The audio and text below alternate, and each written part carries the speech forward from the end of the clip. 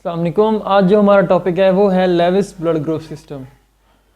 Normally जब हम blood group पढ़ रहे होते हैं तो उसमें हम ये देखते हैं कि एक पर्सन है, उसका ब्लड ग्रुप ए बी है, या फिर हम RH ब्लड ग्रुप सिस्टम पढ़ते हैं, क्योंकि उनका मेजर रोल होता है जब हम ब्लड किसी को ट्रांसफ्यूज़ कर रहे होते हैं। तब हीमोलिटिक जो रिएक्शन शो होते हैं वो majorly ABO blood group system की वजह से होते हैं या फिर RH की वजह से हो सकते हैं हीमोलिटिक रिएक्शंस।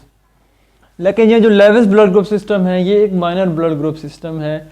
इसकी वजह से बहुत ही कम चांसेस हैं कि इस ब्लड ग्रुप सिस्टम की वजह से कोई हीमोलिटिक रिएक्शन हो सकता है। तो ये जो सिस्टम है इसको आज हम डिटेल में पढ़ेंगे।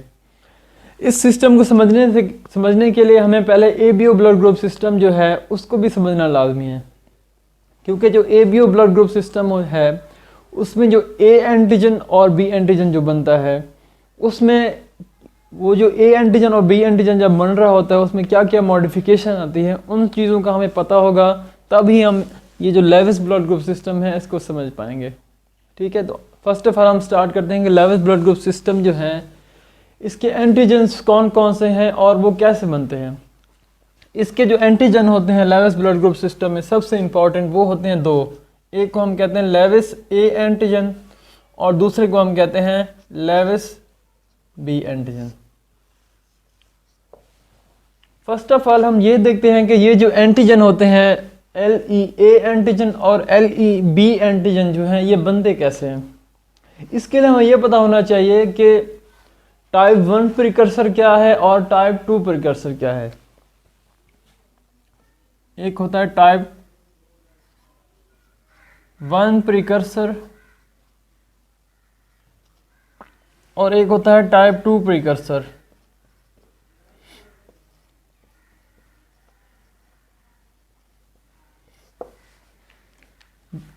जैसे कि हमें पता है कि जब ABO ब्लड ग्रुप सिस्टम बन रहा होता है तो ABO ब्लड ग्रुप सिस्टम में क्या होता है कि RBCs जो होते हैं यानी रेड ब्लड सेल्स, उनकी मेम्ब्रेन के ऊपर A एंटीजन भी बनते हैं और B एंटीजन भी बनते हैं। अब वो A एंटीजन और B एंटीजन कैसे बनते हैं, वो इस टाइप 2 प्रिकर्सर में जब मॉडिफिकेशन होती है, टाइप 1 प्रिकर्सर नहीं, टाइप 2 प्रिकर्सर, जो टाइप 2 प्रिकर्सर है जब इसमें मॉडिफिकेशन होती है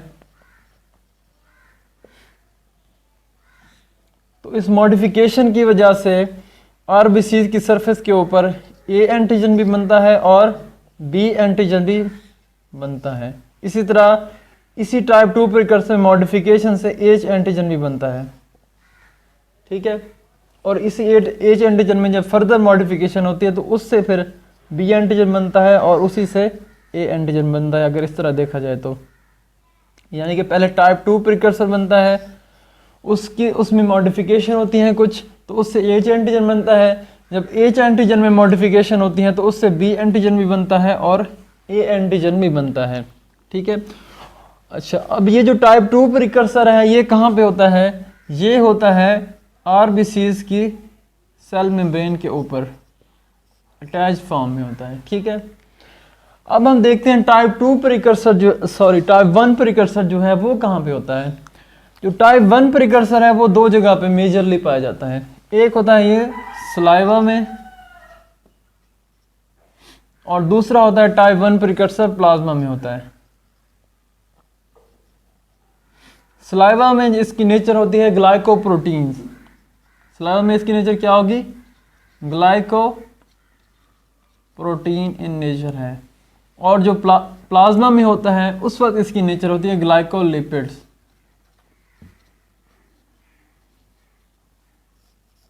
ठीक है, अब क्या होता है कि इसमें भी टाइप 1 प्रिकर्सर जो है इसमें भी मॉडिफिकेशन आती है, तो ये भी किस में कन्वर्ट हो सकता है, H एंटीजन में कन्वर्ट हो सकता है। और ये जो H एंटीजन है ये A एंटीजन में भी कन्वर्ट हो सकता है और B एंटीजन में भी कन्वर्ट हो सकता है। ठीक है, ये तो है नॉर्मल जो टाइप 1 प्रिकर्सर और टाइप 2 प्रिकर्सर, ये बेसिक उनमें डिफरेंसेस हैं। ठीक है, यानी कि ये जो टाइप 1 प्रिकर्सर है ये होगा सलाइवा और प्लाज्मा में, और जो है टाइप 2 प्रिकर्सर वो RBCs जो होते हैं रेड ब्लड सेल्स, उनकी मेम्ब्रेन के ऊपर होता है। ठीक है, अब अगर इनकी स्ट्रक्चर में देखा जाए तो स्ट्रक्चर में इनके क्या क्या डिफरेंस होगा। जो टाइप 2 प्रिकर्सर है वो होगा रेड ब्लड सेल्स के ऊपर और उसमें कौन कौन से कंपोनेंट्स होते हैं? उनमें कंपोनेंट्स होते हैं ग्लूकोज, उसके बाद होता है D galactose,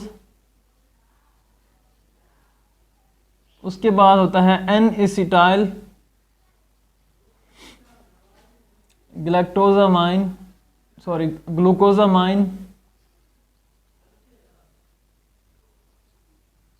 N acetyl glucosamine के बाद होता है दोबारा से D galactose.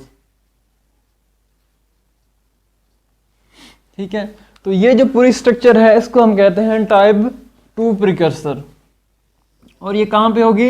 Red blood cell के ऊपर, टाइप 2 प्रिकर्सर। और ये कहाँ पे होंगे? रेड ब्लड सेल के ऊपर।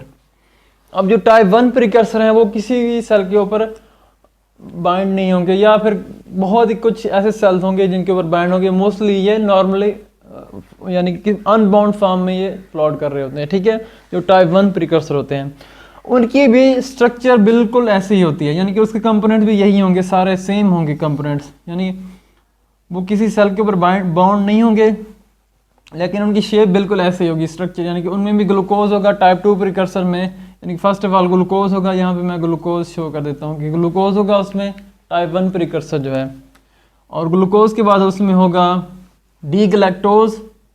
ठीक है, ये दोनों क्या है? तकरीबन सेम होते हैं। और इसी तरह जो है एन एसिटाइल ग्लूकोजामाइन जो है वो भी इसमें होगा, एन एसिटाइल ग्लूकोजामाइन भी होगा, और उसके साथ होगा डी गैलेक्टोज भी होगा। ये क्या है? Type 1 precursor. अब आप लोग कह रहे होंगे कि टाइप 2 और टाइप 1 में कोई फ़र्क नहीं है। फ़र्क होता है, कहाँ पे होता है? जस्ट बॉन्डिंग में फ़र्क होता है। यहाँ पे जो एन एसिटाइल ग्लूकोजामाइन जो है और यहाँ पे डी गैलेक्टोज जो है, इनके दरमियान जो लिंकेज होता है वो यहाँ पे लिंकेज होता है बीटा 1,4 लिंकेज होता है। ठीक है, और यहाँ पे जो होता है टाइप 1 प्रिकर्सर में, यहाँ पे लिंकेज होता है बीटा 1,3 लिंकेज होता है टाइप 1 प्रिकर्सर में। ठीक है, यानी कि जो गैलेक्टोज का कार्बन नंबर 1 है और एन एसिटाइल ग्लूकोजामाइन का कार्बन नंबर 3 है, उनके दरमियान लिंकेज होगा।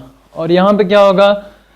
यहाँ पे जो गैलेक्टोज का कार्बन नंबर 1 है और यहाँ पे एन एसिटाइल ग्लूकोजामाइन का कार्बन नंबर 4 जो है, उनके दरमियान लिंकेज होगा। ठीक है, तो ये इनमें स्ट्रक्चरल डिफरेंस होता है, टाइप 1 में और टाइप 2 में ये फ़र्क होता है। ठीक है, अब क्योंकि हम पढ़ रहे हैं लेविस ब्लड ग्रुप सिस्टम, जो लेविस ब्लड ग्रुप सिस्टम होता है वो क्या होता है? उसका ताल्लुक कौन से प्रिकर्सर के साथ होता है? उसका ताल्लुक होता है टाइप 1 प्रिकर्सर के साथ। यानी कि टाइप 1 प्रिकर्सर में जब मॉडिफिकेशन होती है तो उससे फिर ये क्या बनता है? LEA एंटीजन बनता है और LEB एंटीजन बनता है।